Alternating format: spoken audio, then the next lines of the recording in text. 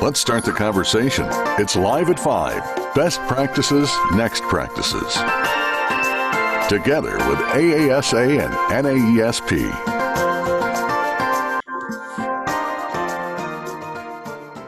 Well, greetings, everyone. I'm Eric Cardwell from NAESP, and I'm Gail Plutnick from AASA.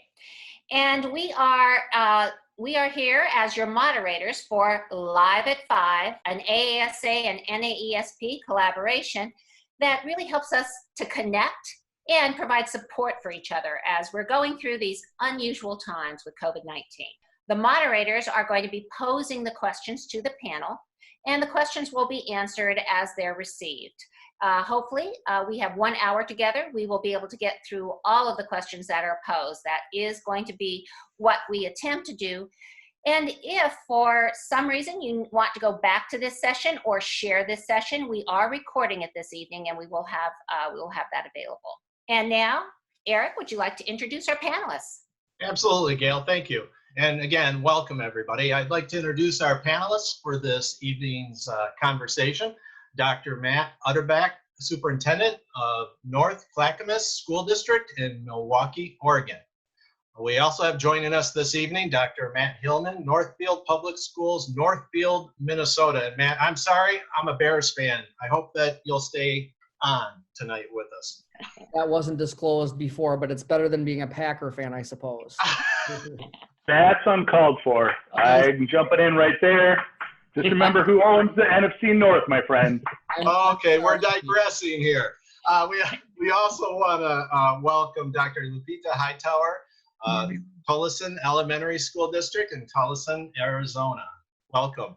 Also, a warm greeting to my friend Edgardo Castro, principal at Lincoln Elementary in Gallup, New Mexico, and Dr. James Edmond, principal at Woodside Elementary in Sussex, Wisconsin, and, as you know, a proud Packer fan. So welcome to our panelists. We're glad that you're joining us this evening. Thank you. Thank you. And so now we are going to move to our question and answer. And as you can tell, this is really a informal conversation. So we want you to pose any questions that you have in mind, and together we're going to work through those challenges and those opportunities that we have right now in a COVID-19 time. So with that, what we will be doing is asking again anyone to submit your questions via the chat box, and then Eric and I will pose those questions to our panelists. And we're going to begin with a few questions that were submitted in advance. So a panel, Eric is going to go with question number 1. So the first question that was submitted is, in this virtual world of learning, how do we support all learners, and no matter what their needs are? So we're looking for some insight. This is Lupita, and I can take that question. Okay, Thank you, Lupita, thank you. Thank you so much. So Tullison Elementary School District, we have about 3,200 treasurers. 90% of them are on free and reduced lunch. 80% are Latino, 10% African American, 5% white. So it's a vastly majority school district. And when we went to distance learning, we were very concerned about our families, and we were also making some assumptions. One of the assumptions was what the connectivity was going to be for our families, but after our secretaries, teachers, social worker, and family and community engagement coordinator reached all families, we realized that more than 90% of our families had internet and they were connected already. So that was quite surprising to us. We were making an assumption that they would not have the connectivity, and the vast majority of them did. And for those who didn't, we reached out to different partners here in the Phoenix area that provide internet to low-income families for $9.95 a month. But for the first 2 months of this crisis, they were going to provide internet for free. And then we were also worried about students not having enough technology devices, especially if they had families that were larger. But we were very, very fortunate to have done a whole new refresh of laptops in our school district, thanks to a referendum that our citizens passed. So we were able to equip more than 70% of our families with additional technology.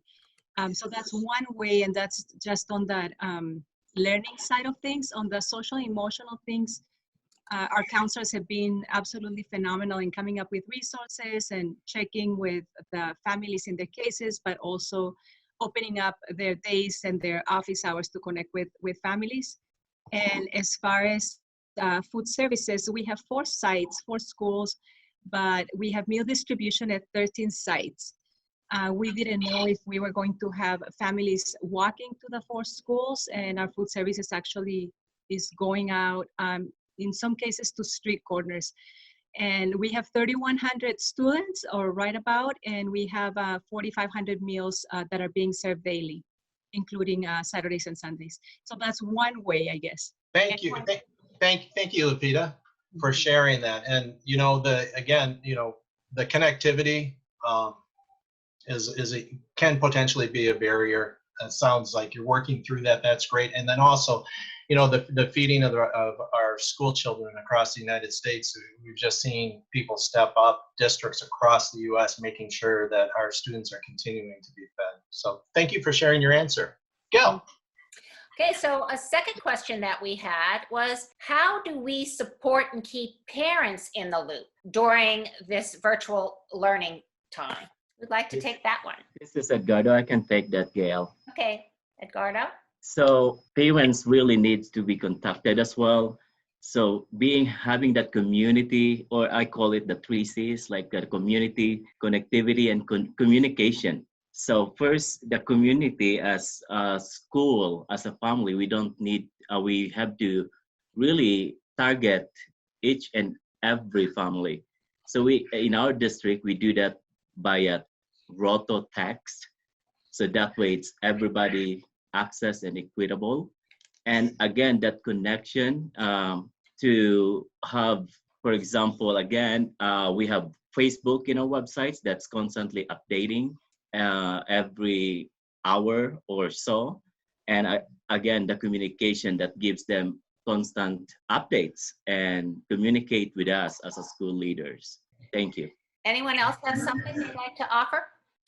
This is Matt in North Clackamas. One of the things that I think I've learned through this process is we've done obviously a tremendous amount of communication with our parents, but often we communicate what we know. And what we've learned in this process is we also need to communicate what we don't know and what we're working on. And I think that has helped save us hundreds of emails back and forth about what about this, what about this, what about this, where we can just say to them, we know graduations are important. We don't know how we're doing it yet. We're working on it, and we'll get back to you when we know. And something just that simple, I think, puts parents at ease in a time in which, right, we know folks' anxieties levels are higher than normal. A great point. The other thing I used to think about is two-way communication is so important, because oftentimes as leaders, we're communicating what we believe people want to know. And we need to be out there asking, what do you need to hear us talk about or share with you? So I think also finding out what the questions are that are out there are critical, so that we really can answer those. And the other thing, if you're in a larger district or even a small district though, you need to be addressing the needs of every stakeholder, and they're not all the same.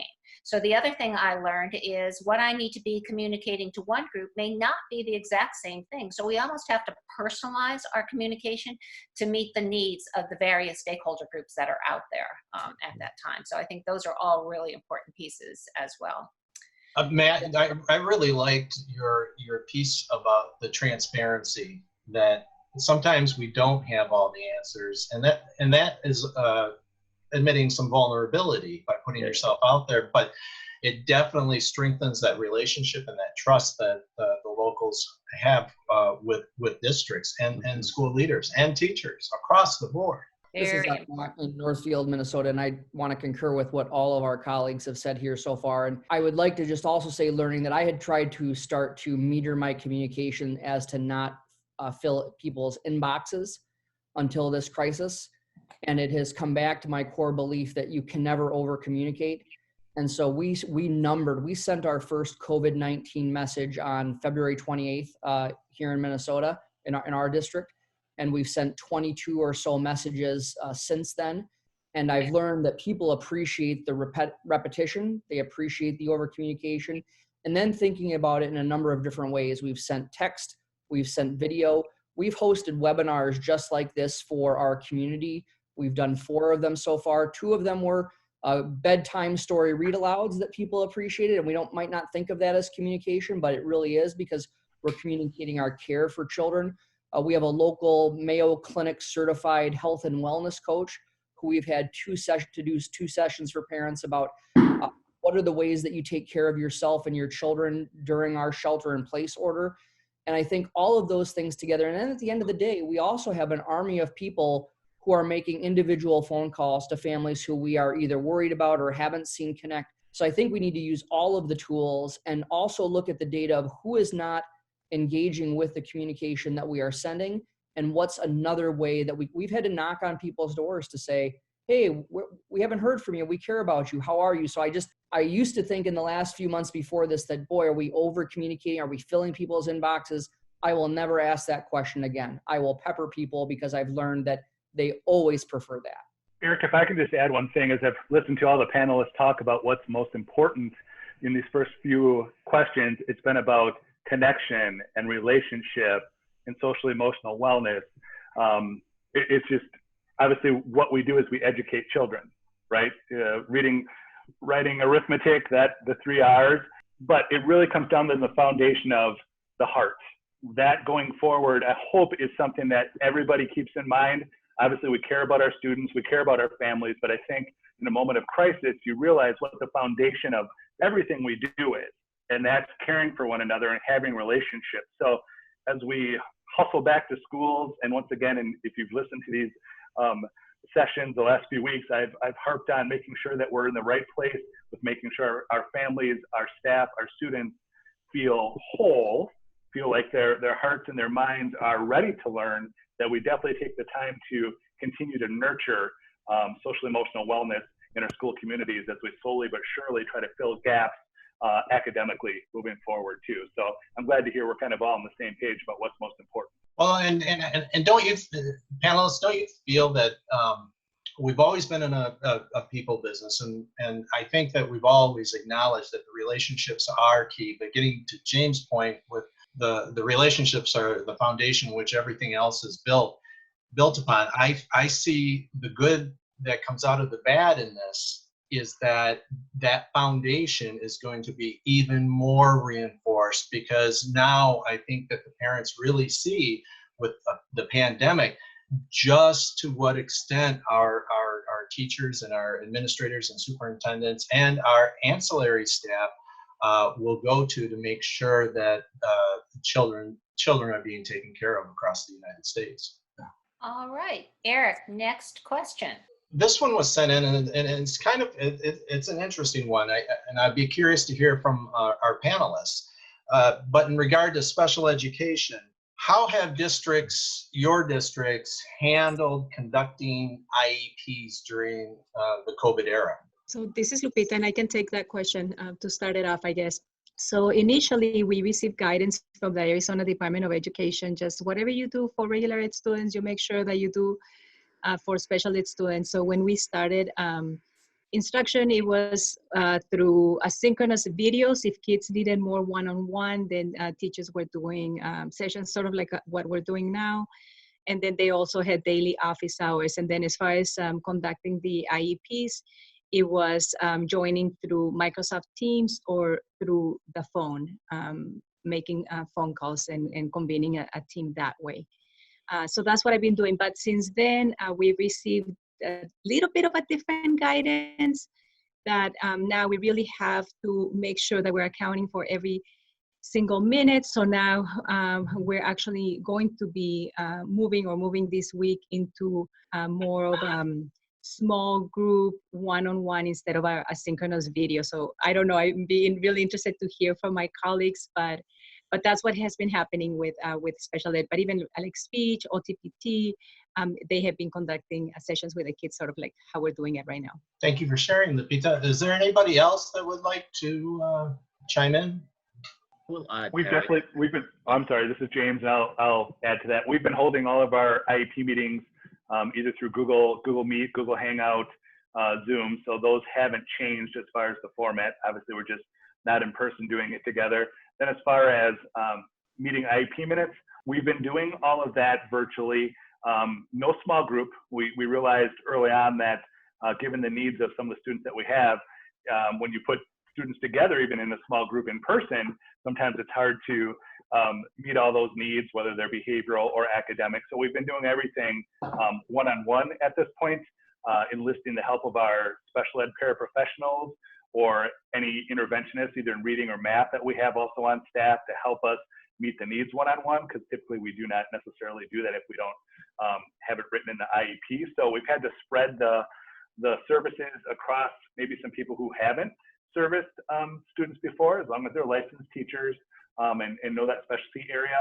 We've been kind of breaking up the caseload and making sure kids get individually what they need. Anyone else? Okay, then I have a question that was submitted. How are districts handling communication when parents and guardians are not speakers of English? What kind of language support do teachers and counselors have available when they try to reach these parents by phone or through Zoom, etc.? This is Matt in North Clackamas.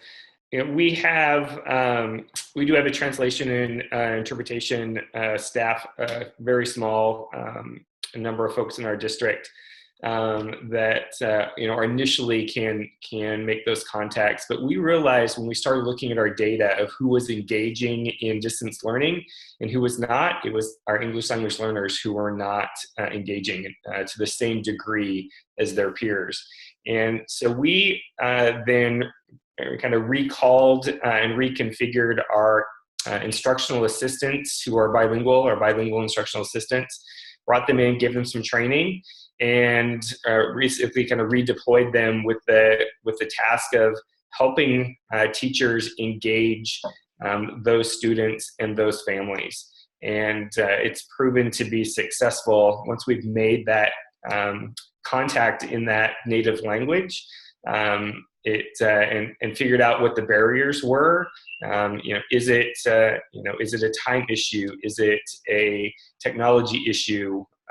Is it a language issue? And then working individually with those families through our instructional assistants to help break down those barriers. This is Lupita. For us, the largest number of other speakers here in my school district and in Arizona are Spanish speakers. And we do have a large Spanish-speaking personnel and staff, but not enough. So one of the things that we did early on was sharing the language line resource for both families and staff, because we also have 10 additional languages, even though there might be smaller groups. So our families could communicate with the classroom teachers or the classroom teachers with the families. This is Matt from Northfield, Minnesota, and our largest non-English speaking population is also Spanish. We have a contract with a translator who translates anything that the district sends out. And then in addition, we have a number of people who are translating the daily schedule of activities that our teachers are using in distance learning. We also have some great support from some community groups who are willing to collaborate with us for those one-on-one calls. And we also have the language line too. We try to use that one as a last resort if we can't find one of the people who we have on our team who can help us with that. We find that individual support really works well within our community. I think it's a matter of trying to make sure we use every resource that we have to ensure that people have the information that they need. And we've built a lot of trust, especially with these community groups that we work with, going beyond just the school day. We have a community school, a full service community school at one of our elementary schools, and that created the relationships where we were able to put those translations and the trust of the people translating together. You know, in my district, we did have some small groups of folks, and we reached out to our faith-based organizations, because oftentimes when you have folks settling, they will settle in an area, and those there are those folks that are willing to be translators for you. So you're right, you have to use every resource that you can, and so sometimes reaching out to other groups out there, you'll be able to make those connects. Some really good suggestions. Anyone else before we move on to the next question? Anything else to add? Okay, so you're up, Eric. I guess it's going back to our identifying students special education, but how are you administering diagnostic tests for the purposes of identifying potential new special ed students during this COVID time? Well, I can answer that, but I don't really have an answer, because the short answer for it is we've kind of delayed that process. If we had kids that we were considering, we're going to hold off to the fall till they can be in person with us. It's really hard to do something like that virtually. Without question, it seems like a more in-person type of process. So our families have been very understanding. We're still continuing to service our kids through, if they had a math intervention or reading intervention, they're still getting those services. We're still making contact with the kids, but we're just holding off on that process until we're back together with them in the fall, hopefully. I would like fingers crossed, right, James? Right, fingers crossed for sure. Eric, I can add to James, and we actually kind of postponed that, quote unquote, because of what's going on. Going back to the services for the special ed, we actually asked our special ed teachers to document. So every Friday, they're actually sending it through Microsoft Word. So I can see as a leader that, and it's also CC'd by the special ed coordinators and directors. It's just a form that, that they're trying their best to really connect the families and the students. All righty, Gail, I'll pass it back over to Arizona, and you can ask the next question. Okay, so there was another, it was kind of a statement, but it also is a question, and it is on the same line as what we were just talking about. So as we prepare to end this school year and move into the new year, especially when we're talking about maybe our kindergarten, preschoolers, that sort of thing, what are your plans in terms of reaching out and providing those supports, whether it is social services, whether it's vaccinations, any of those pieces that really we need to be thinking about and planning for? I know many times it's this time of year earlier when we're doing things like kindergarten roundup or child find. So how are you going to deal with that as we move into a new school year, or get ready to move into a new school year? This This is is Lupita. Matt from Northfield. I'm happy to take that one to start. And Okay, so we'll start with Matt, and then Lupita, you'll be next. Thank you.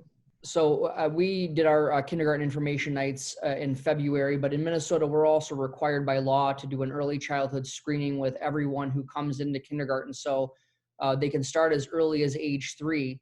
And we have a robust early childhood program, and we have 2 early childhood navigators who basically help our incoming kindergarten families navigate to all of those different kinds of services. It's really, they're almost doing case management, if you will, of making sure that people who need assistance navigating the systems can do so. Just before this Zoom, I had my 8th Zoom of the day, if this is the 9th one, to talk about just this. And again, I think it comes back to what James said before.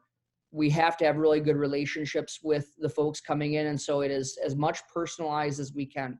It's phone calls, it's personal reach outs via even US mail sometimes. It's making sure that we have a constant conversation rather than these one-time bits of information. So thankfully, we have most of those things already identified before we even got into this situation, because we really look at that as something, that relationship beginning.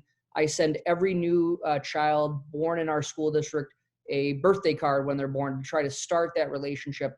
We give them a free coupon for an ECFE, early childhood family education class. So our hope is by the time they're getting to kindergarten, even amongst all this chaos, we already have that conversation started with them. So we feel we're in a pretty good shape for the fall. Anyone else? I love the birthday card piece. Lupita?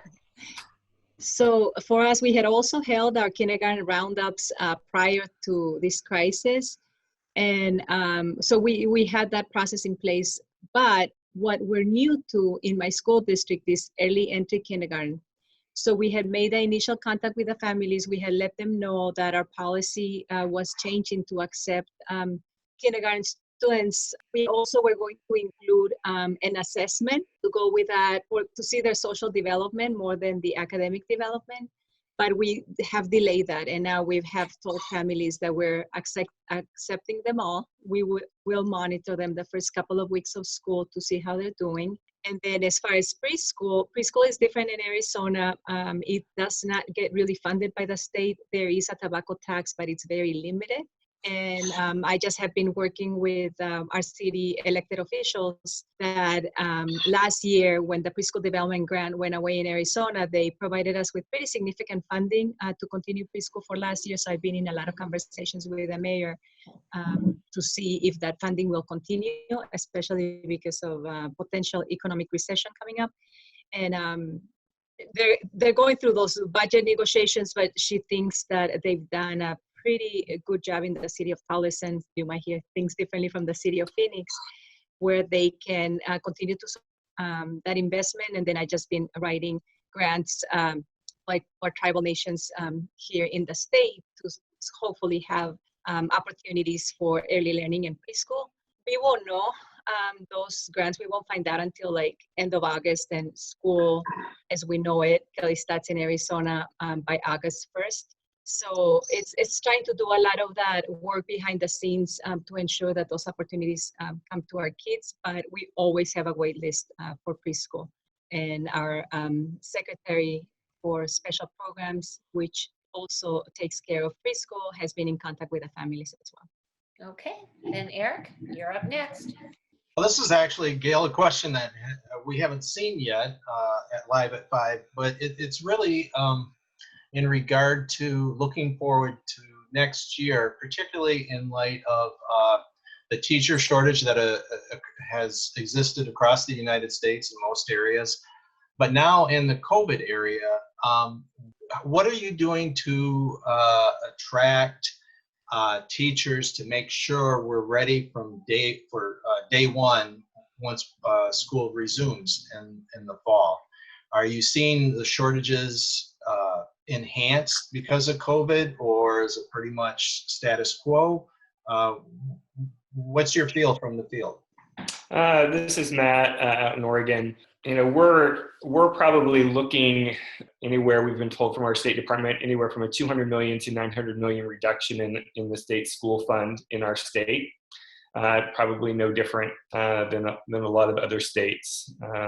Oregon's educational system is primarily funded on income tax with a little bit of property tax in there. And so when unemployment rates go up, right, we see less income tax coming into our state system. So we really put everything on hold really until about last week, where we finally just kind of figured out where we were headed with our budget and have gradually started releasing some positions for next year. But we're really looking at pretty much the best case scenario would be a status quo budget, maintaining our current staffing that we have this year and moving it into next year. But I think as we look at definitely the teacher shortage that's out there, you know, I think what teachers are looking for, particularly younger teachers that are coming into the profession, are opportunities to connect with their colleagues. And during the workday, as well as opportunities outside the workday to connect, both professionally and personally. And in many cases, that is done by affinity group. You know, Oregon is not incredibly diverse, but you know, you could be in our 32 schools, you could be the only person of color as a teacher in a school, or maybe one of two people of color in our school system. And so how do we, and that can be a lonely, isolating, and challenging position to be in. And so how do we support those folks while we continue to try to build our cultural diversity in our school system? You know, we rely heavily on affinity groups led by teacher leaders and allowing our teachers to get together and talk about what it's like to be a teacher of color in our school district, what's it like to be a teacher of color today in our country, in our state, and provide that safe place to help navigate some of those struggles and those issues that they're dealing with. Thanks, Matt. Anybody else? I just want to add, Eric, about the teacher shortages as well. This is Edgardo, Gallup, New Mexico. As far as teacher shortages in our district actually has been dwindling down, in part because our district has this program. It's called 3 Rs. It's retaining teachers, of course, recruiting and rewarding them.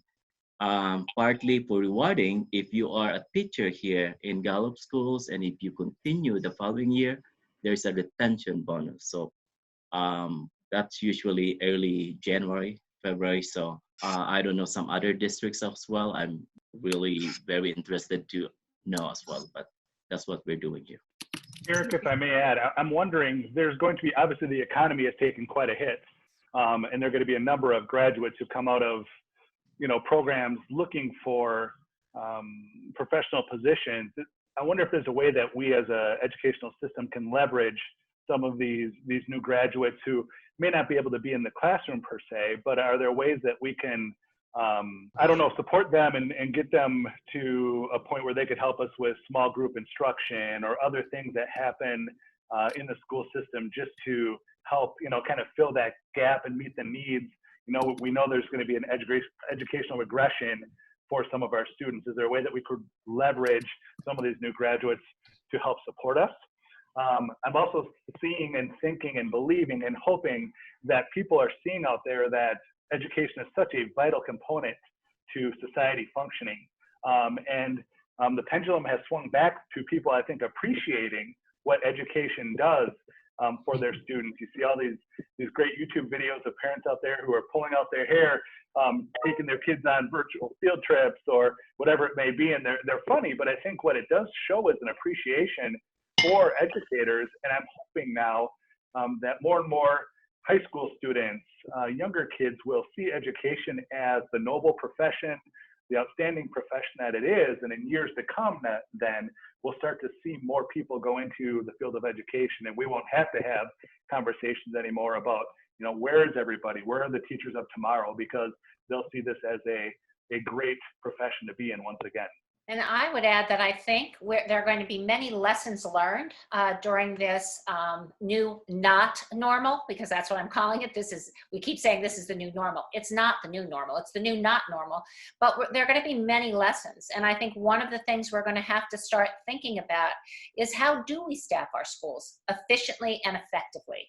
Because there may be, the reality is that we may not go back the way we normally do in the fall, and that we're going to have to come up with some type of a blended approach. Or if we're being told that we have to reduce class sizes, you're being told cut tons of money out of your budgets and then reduce class size at the same time. Well, we all know our budgets are about 85% personnel already. So how do we balance those? So I think it is going to require us to think differently about staffing and how we utilize people and how we support each and every child. So this idea of personalized learning that was so innovative in the past is a new reality now, because we have to be able to personalize the learning for the children that we're going to be welcoming back in the fall. So anything else that anyone has to add on that one? I would just like to add that we have continued to advertise. We have continued to post those openings in our website, and our principals have continued to interview using Microsoft Teams or Zoom. And then I also wanted to share that we had a couple of teachers that had resigned, and great teachers, and with this crisis, they have actually taken back their resignation and they're joining us again next year. So I was happy to see that. And I think there's two other points I'd like to just make. One that I think is in our favor, one that is something as a superintendent I'm concerned about. I do think in Minnesota, where we're a little bit different than Oregon, where we are funded mostly 70% comes from our state. A lot of it is through property tax as well. So our positions in our school system have been more stable than the private economy. So I do think that there are some people who are seeing that while public school folks don't make as much money as they might in the private sector, that during this crisis, our people, and at least in our state, have had more stability than in the private sector. And then the thing that I'm worried about is if we are able to come back to face in any way in the fall. I don't know about your school districts, but we have a number of employees with underlying health conditions. We know that the virus is not going to go away for some time. So as superintendents in our area, we've been talking about how do we staff if we only have 70% of our staff who could come back. And so I think in the short term, we could actually exacerbate the shortage. But I do think in the long term, I agree with what James said. I think that people are saying, oh, this is a pretty tough gig. And I'm really happy somebody else is doing it, rather than me. And, at least in the short term, school districts tend to have a little bit more job stability, even though they may not have as much financial remuneration as I could make in the private sector. Another great point that was brought up in our chat box was the need to support our new teachers, realizing their student teaching experience was cut short. Greater need for potential mentoring for those new folks that are entering the profession. Kayla, are you ready for the next question? I am, and we have a question that was submitted in the chat box. It really is kind of a part recommendation and part question. For the start of the new school year, are any districts planning to loop teachers and their students from the current year for a transition period of a month or more before sending the students on to their next grade level with a new teacher? Would this arrangement allow teachers and students to bring some finality to the relationship that abruptly ended in mid-March in most schools? So it's kind of a question. Anybody thinking about doing some type of looping? And it is also a recommendation. Or I'll add to that, any other ideas of how you're going to deal with this situation where students walked out of their classroom one day and that ended up being the end of their school year? I'll start out. I think I brought something very similar to that point up last time that we met last week. I would love to see something like that happen. And I think, especially at the elementary school level, it's feasible. I don't know how that translates up to, a transition year. So if you're going from 8th grade to 9th grade, obviously seniors will have been gone. So I guess we don't concern ourselves with them, but I don't know how that looks at middle and high school. I think at the elementary school level, that would definitely be doable. I think a month to focus on social emotional wellness, kind of filling some instructional gaps from the previous grade level, it makes sense to me. If we're looking long-term, not short-term, but just long-term, it makes sense to me. So hopefully that's something all of our districts, our states can think about is what can we make work as a transition moving forward. And another group that we were talking about this as well. And one of the suggestions was too, for those transition years, having a virtual tour of the new building and having the team of teachers, for instance, in a middle school, being introduced to the students virtually and having those opportunities. So some way for them to have that sense of making a connection before they actually have to be there in that new setting. Anybody else have some suggestions around that one? I think I mentioned this, Gail, last week as well.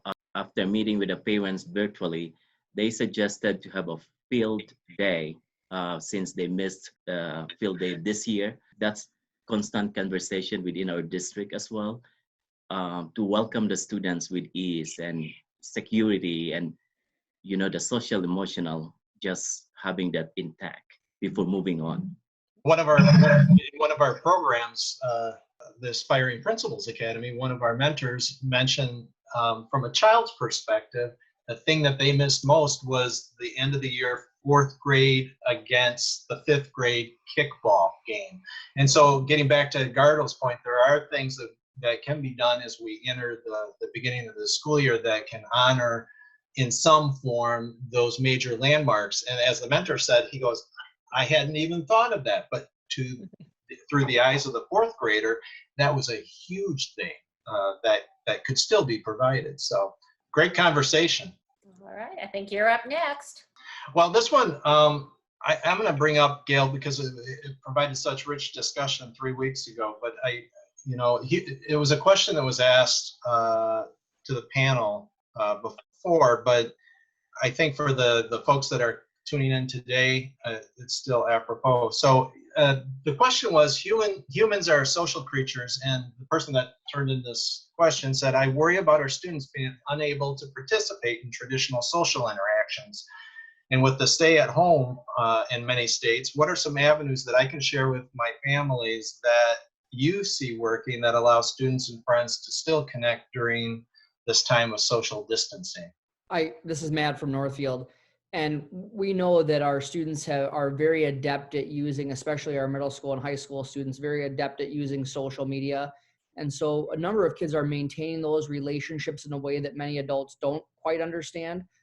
But just on my walk yesterday in my neighborhood, I ran into a parent who scheduled a very structured, socially distant play date at the park, up the block, and how important that was.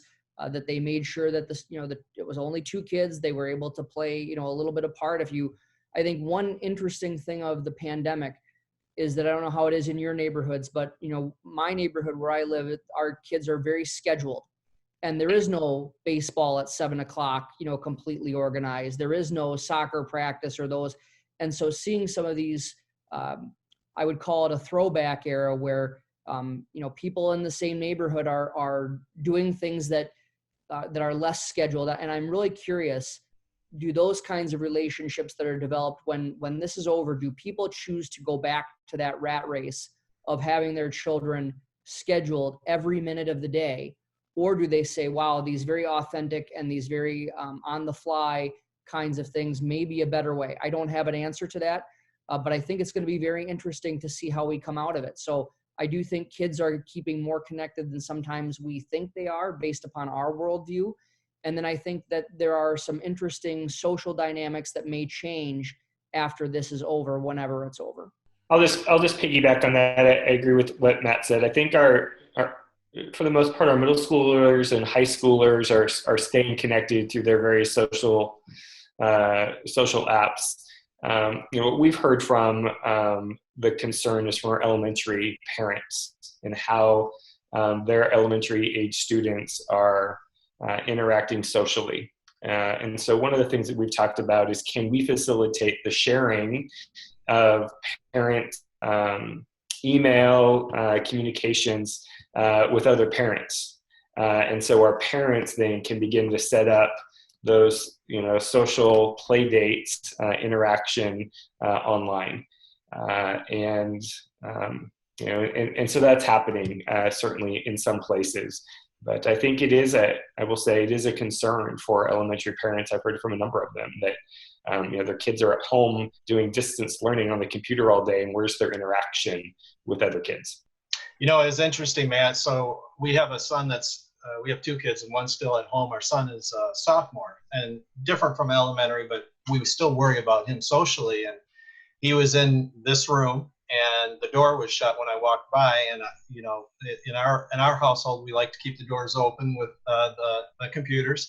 And so I poked my head in, and he was on the phone with 4 other people, 4 of his friends. And when I walked in, he was saying, I think I want to become an ichthyologist when I graduate.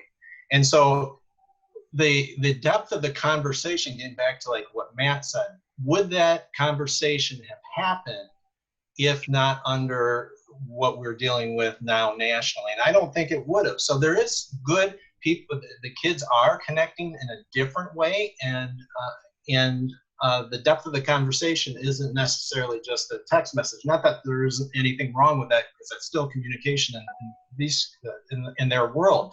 But talking about possible job pursuits for a couple of hours was encouraging as a parent. So let's see, Gail. Okay, so I think we have time for one more question, and then we're going to move to our rapid fire. So this is about summer. Are you preparing for any type of virtual summer programs or some way that, again, you're going to be reaching out to your community, whether that is to fill in academic gaps or just, again, to make certain that you're touching base with kids and building relationships? So anybody have any kind of special things that they're planning on doing when we actually end the school year? Yes, this is Lupita, and I can take that one. We are planning a summer camp, a virtual summer camp in our school district. Our summer camp has been known to be very robust. We're very excited about it because we feel that being that it's distance learning, we'll be able to reach more families. We have an award-winning mariachi band director. He also oversees jazz, Latin jazz, marching band, which we probably won't be able to do the marching band and concert band, and then has a lot of assistants. And many of the assistants are now, they're former students that are either in high school or college now. And we feel that we'll be able to impact a lot more students. So we're very excited about that. And then we'll also be offering the academic classes as usual, and then other enrichment classes like cooking or like chess. And we'll be doing it virtually. So we're quite excited for that. And then as far as preschool, at first we were worried about offering any type of like social interaction via computers with preschool and even our toddler program. And our toddler teachers decided to do more like a social time.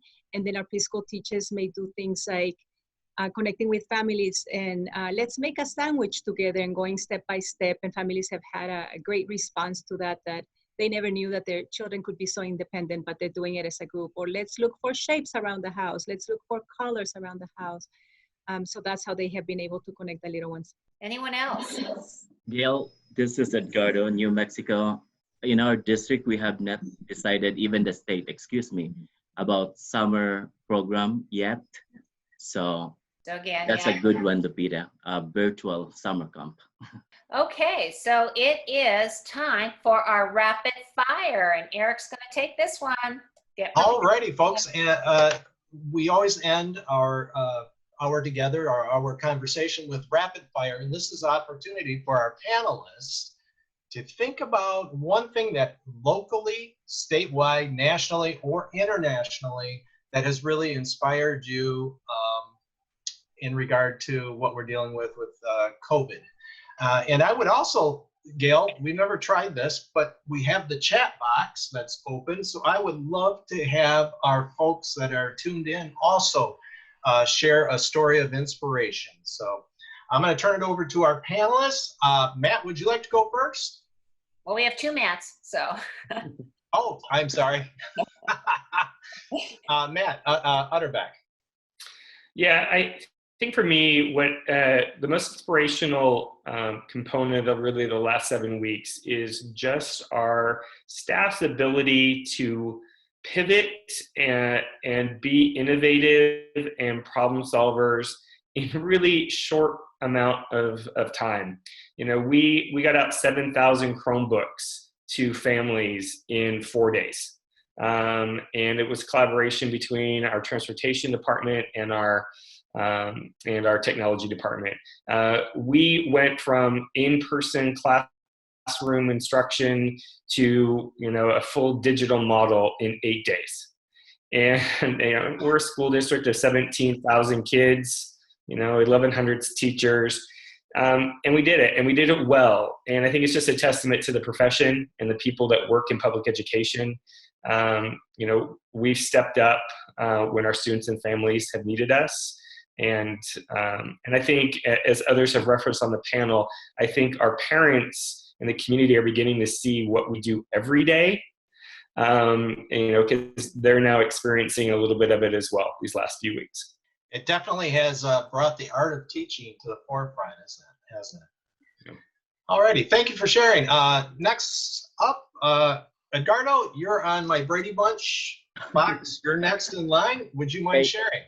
Thank you, Eric. Well, the two things that really inspire or keep me thinking every day or reflect every day are mental health and social emotional aspect on how we can tackle that together. But the good news is, to all principals, superintendents, school leaders out there, you're not alone. And please know that we will tackle this together with the help of course, our two great organizations in the country, NAESP and AASA. Thank you for sharing. Lupita. Thank you. I agree with everything that has been said. And then I would also like to add that it truly takes a village. So I have been extremely inspired to see our entire team jump feet first to be able to make a difference for our kids and our families. And then our families as well, they have been incredible in connecting and trying their best. And I think that's what's been most inspiring. Everyone is just trying their best under the circumstances, and they're doing an outstanding job. Thank you. Thank you so much. Matt, our other Matt Hillman. I would concur with what has been said so far and say how proud I am of our teachers moving from, as we entered this, moving to thinking what was possible as opposed to what is impossible. It seems like in the last month, we've solved problems that we were saying we couldn't solve for the last decade, and we did it in just a couple of weeks. And just so proud of how people have embraced the opportunity that we have as almost this big experiment, and really done it with this emphasis on continuous improvement. Understand that my personal efficacy has to continue to improve. We've got another month to do this. What can we learn and what can we use in this process that we can take forward and bolster our face-to-face instruction when we return? Thank you for sharing, sir. James. Might as well call me Dr. Hillman, because the words that just came out of his mouth were the same things I was going to say. The opportunity to transform an educational system that we didn't seem to think we could transform, it's happened. And so now how do we strike while the iron is hot and really prioritize what's most important for all of our students, using the innovation and creativity that we were forced to use, and use it to create a new way of teaching and learning that just drives our society forward in the future. I'm excited for that, and I hope we as educational institutions all embrace the opportunity to change and do it collectively, do it together, because if we do it together, we can move mountains. So I'm hoping that is where we're headed moving forward. We are so much stronger collectively than any of us are individually. Eric, can I just add one too? Absolutely. Okay, so Eric and I just finished the first Aspiring Principal Academy, Cohort 1, last week. And when these folks started last summer, again, it was a different world in education. And they did their capstones, and this was supposed to be in-person meeting. We switched to virtual 2 days, and we reviewed capstone projects. I am telling you, I am so inspired. As a retired, repurposed educator, I know that the future of education will be in great hands. These folks did such an outstanding job tackling many of the problems that we're here talking about right now. And so we had folks dealing with transition plans to bring students back, how we deal with absenteeism, because that is still an issue even in this virtual world, connecting with your community, creative, innovative ways.